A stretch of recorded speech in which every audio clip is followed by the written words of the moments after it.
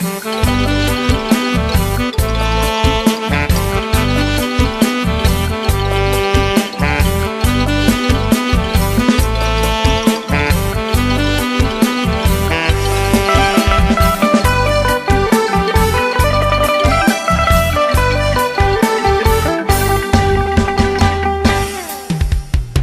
ร์นเสิร์นเสิร์น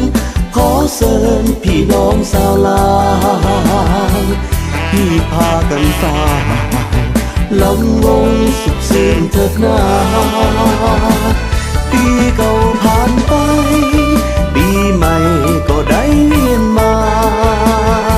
โอ้ยพญาติโลกาขออย่ามาเบียดเบียนเสียดสี